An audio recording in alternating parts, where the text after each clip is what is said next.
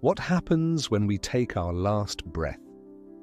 Does our essence dissolve into the void, or does it traverse uncharted realms beyond the grasp of our understanding? Welcome, seekers of the unknown, to a profound exploration of the ultimate mystery, death, and what lies beyond. Today we dive into the depths of an ancient and revered text that has fascinated spiritualists, scholars, and mystics for centuries. The Bardo Thodol, better known in the West as the Tibetan Book of the Dead. This is no ordinary manuscript. It is a guide, a map for navigating the treacherous yet transformative journey that begins at the moment of death.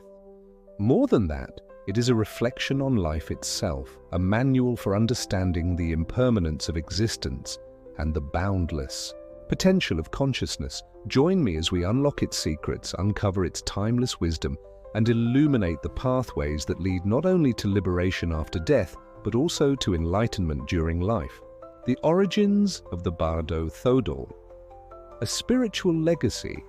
To truly grasp the significance of the Tibetan Book of the Dead, we must first understand its origins and its profound spiritual heritage. The text is attributed to Padmasambhava, an 8th century spiritual master widely venerated as the founder of Tibetan Buddhism. Known as Guru Rinpoche, or Precious Master, Padmasambhava was not merely a monk or teacher.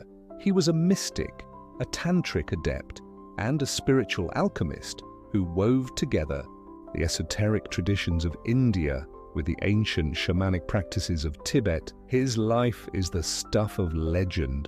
Born from a lotus flower and possessing extraordinary spiritual insight, Padmasambhava traveled across the Himalayas, spreading the teachings of the Buddha and transforming the spiritual landscape of Tibet. He faced resistance from the indigenous Bon traditions and the local deities who opposed the arrival of Buddhism. Yet, through his mastery of tantric rituals and his unparalleled spiritual power, he harmonized these forces, integrating them into the new Buddhist framework. Among his many contributions, the Bardo Thodol stands out as a beacon of his wisdom. It was composed to serve as a guide not just for monks or the spiritually inclined, but for anyone facing the profound transition of death. Hidden as a treasure text, terma, by his disciples, and later rediscovered, it continues to resonate across centuries as a timeless spiritual manual. Understanding the Bardo, the in-between states. The word Bardo translates to intermediate state or in-between state. In the context of the Tibetan Book of the Dead, it refers to the transitional phases that consciousness traverses between death and rebirth. The text identifies 3 primary bardos: the Chikai Bardo, the moment of death; the Chonyid Bardo, the realm of visions; the Sidpa Bardo, the process of rebirth. These stages are not merely descriptions of what happens after death. They are mirrors reflecting the spiritual truths of our lives, urging us to prepare for the ultimate journey. 1. The Chikai Bardo, encountering the primordial light. At the very moment of death, the Chikai Bardo begins. It is here that the soul experiences the primordial clear light, a radiant and infinite brilliance that transcends all dualities. This light is not external, it is the true essence of the mind, the pure awareness that lies beyond the illusions of the material world. For those who have cultivated mindfulness and spiritual awareness in life, this moment presents an unparalleled opportunity for liberation. By recognizing the light as one's own true nature, the soul can transcend the cycle of birth and death, attaining ultimate freedom. However, for those unprepared, the intensity of the light may be overwhelming. Fear, attachment, or ignorance can cause the soul to retreat, propelling it into the next bardo. This stage reminds us that the practice of mindfulness and self-awareness in life is the foundation for peace and liberation in death. 2. The Chonyid Bardo, the realm of visions. As the soul moves into the Chonyid Bardo, it enters a world shaped entirely by its own consciousness. Here, the boundaries of physical reality dissolve, and the mind projects a series of visions, some serene, others terrifying. These visions are reflections of one's accumulated karma and inner psychological states. Peaceful deities. Initially, the soul encounters benevolent beings radiating compassion, wisdom, and serenity. These deities represent the enlightened qualities of the mind. Recognizing them as manifestations of one's own consciousness can lead to liberation.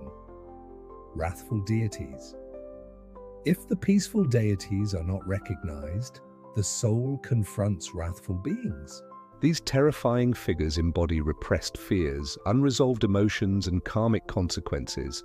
They are not external entities, but symbolic representations of the soul's inner turmoil. This stage is both a challenge and an opportunity. It teaches us that the key to liberation lies in recognizing the illusory nature of all phenomena. As the text repeatedly emphasizes, fear not the wrathful deities, for they are but the creations of your own mind. 3. The Sidpa Bardo, the pull of rebirth. The final bardo, the Sidpa Bardo, is the stage where the soul is drawn toward rebirth. Here, karmic imprints and unresolved desires act as a magnetic force, shaping the circumstances of the next life. Visions of couples in union appear, symbolizing the process of conception and the beginning of a new incarnation. For most, this stage culminates in rebirth, influenced by the soul's karmic tendencies. However, even here, there remains a chance for liberation. By maintaining detachment and mindfulness, the soul can break free from the cycle of samsara, transcending the wheel of birth and death. The wisdom of the Bardo Thodol. The Tibetan Book of the Dead offers profound insights that transcend the boundaries of life and death. Its teachings remind us that life and death are two sides of the same coin, deeply interconnected. The choices we make in life, our thoughts, actions, and spiritual practices shape our experiences in death. Liberation is always within reach at every stage of existence. It is not just a text for the dying, it is a guide for the living, urging us to confront our fears, embrace impermanence, and seek the truth of our eternal nature. Questions to reflect on as we conclude this exploration. I leave you with these questions. How does the concept of the bardos change your perspective on life and death? Are you prepared to confront the illusions and attachments that bind you to the cycle of suffering? What steps can you take today to cultivate the mindfulness and awareness needed for liberation? Share your thoughts in the comments below, and let's continue this journey of discovery together. If this video resonated with you, don't forget to like, share, and subscribe. Thank you for joining me on this exploration of the Tibetan Book of the Dead.